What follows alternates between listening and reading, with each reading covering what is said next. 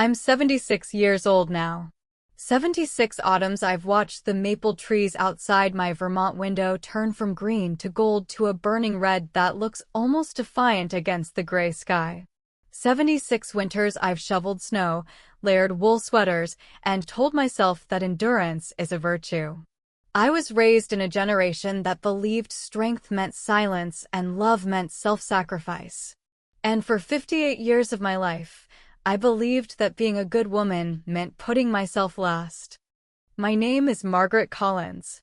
I grew up in Hartford, Connecticut, in the early 1960s. My mother kept a spotless home and a tight smile. She ironed my father's shirts even when arthritis twisted her fingers. She never complained. If she cried, she did it quietly in the laundry room. I once asked her why she always looked so tired. She said, "This is what love looks like." I believed her. At 22, I married Thomas. He was kind, steady, dependable. He studied civil engineering and talked about bridges the way some men talk about poetry. My parents adored him. "He'll provide," they said. "He's solid. You'll be safe." Safe. That word felt like a promise.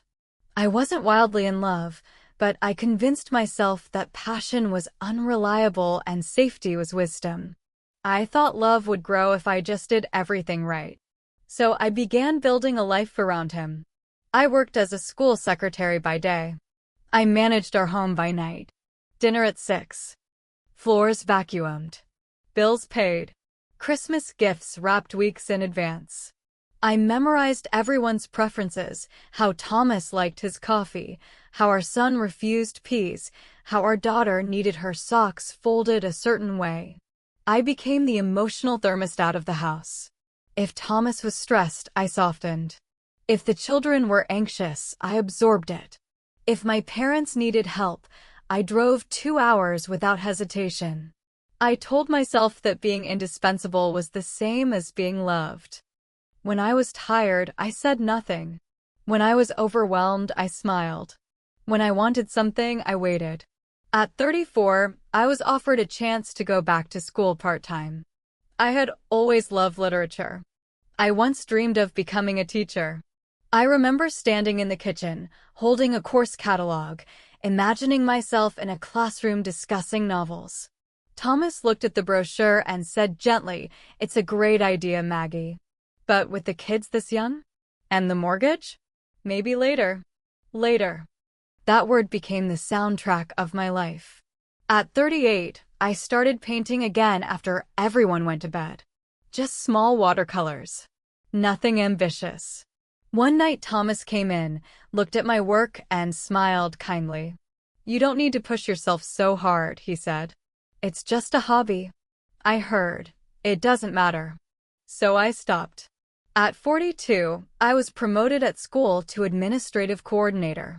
It meant more responsibility, more hours. I accepted without hesitation because the extra income helped Thomas pursue a business opportunity with a friend. I told myself this was partnership. At 45, I began waking up with a tightness in my chest. Not a medical condition, just something heavy. A quiet resentment I didn't have words for. I dismissed it as stress. When the children left for college, I expected to feel liberated.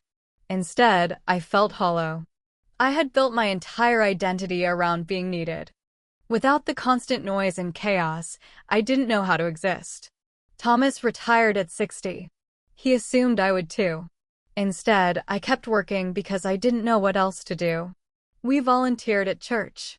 We hosted dinner parties. We babysat grandchildren. From the outside, we were admired. The dependable couple. The stable marriage. The gold standard.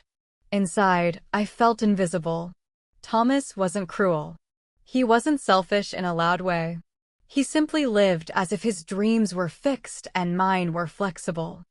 And I agreed to that arrangement every single day. I don't blame him anymore. I blame the story I told myself, that good women endure quietly. For years ago, Thomas died of a sudden heart attack. One ordinary Tuesday morning, he was reading the newspaper at the table. By afternoon, he was gone. I remember standing in the hospital hallway, stunned by how quickly a life can collapse. When I returned home, the silence was unbearable.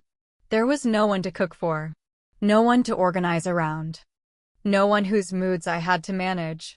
For the first time in 54 years, I had no assigned role. And I panicked.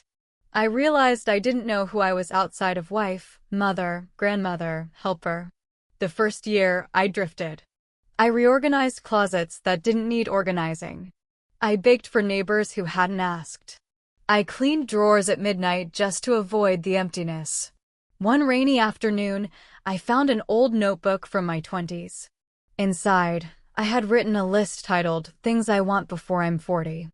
It included, teach literature, travel alone, exhibit paintings, learn Italian, live by the ocean for a summer.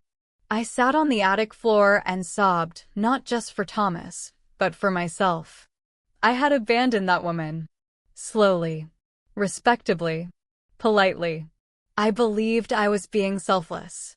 In reality, I was disappearing. At 73, something in me snapped, not angrily, but decisively. I enrolled in a continuing education course at the University of Vermont. Introduction to Renaissance Art. I almost withdrew 3 times before the first class. I felt ridiculous sitting among students young enough to be my grandchildren. But when the professor began describing the brushstrokes of Botticelli, something inside me woke up. I wasn't somebody's wife. I wasn't grandma. I was a woman with curiosity. I began painting again. Not secretly. Not apologetically. I rented a small corner in a shared studio downtown. The first time I hung my work in a community exhibit, my hands shook so badly I nearly dropped the frame. A stranger bought one of my paintings. I drove home that night with tears in my eyes, not because of the money, but because someone had seen me. I started traveling alone. First to Boston for a weekend. Then to Charleston. At 75, I booked a ticket to Florence. I stood in front of paintings I had only known from textbooks and felt something close to grief and something close to triumph. I had waited decades for permission. It turned out I never needed it. The hardest transformation has been learning to say no. When my daughter calls and asks, "Mom, can you take the kids for 2 weeks?" I sometimes answer, "I can help for a few days. The rest you'll need to figure out." The first time I did that, I felt physically ill with guilt. But the sky did not fall. My daughter adjusted. The grandchildren still love me. I am still generous.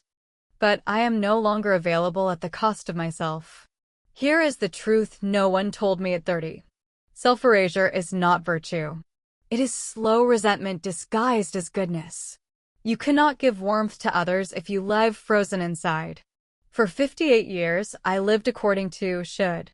I should be patient. I should be accommodating. I should not be demanding. I should not want too much. But desire is not a flaw. Ambition is not selfishness. Joy is not betrayal. We tell women that their highest calling is endurance. We praise exhaustion as proof of love. We equate boundaries with cruelty. It is a lie. If I could speak to my 35-year-old self, I would not tell her to leave her husband or neglect her children. I would tell her to protect one sacred space that belongs only to her. Take the class. Hang the painting. Travel alone for 1 week. Say no without apology. Live as if your inner life matters as much as everyone else's. I am 76 now. I have lived fully as myself for only 4 years. And those 4 years have felt more vibrant than the previous 40. I wake up now and ask, what do I want today? Sometimes it's simple, a walk by Lake Champlain, coffee in silence, a long letter to a friend. Sometimes it's bold, submitting work to a gallery, booking a solo trip, declining an invitation I don't have the energy for. I still love my family fiercely, but I show up as a whole person now, not as furniture in someone else's story. I cannot reclaim the decades I spent waiting for the right time. That time never came.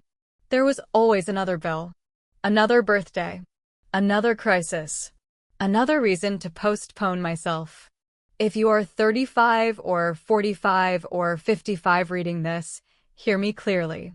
There will never be a perfect season to begin living. You must decide that your life is not a rehearsal. You must decide that your dreams are not decorations. You must decide that being a good woman does not require being invisible. Because one day, you will wake up in a quiet house, and you will either feel bitterness for all the years you surrendered, or gratitude for the ones you claimed. I spent 58 years trying to be perfect. I intend to spend whatever time I have left being real.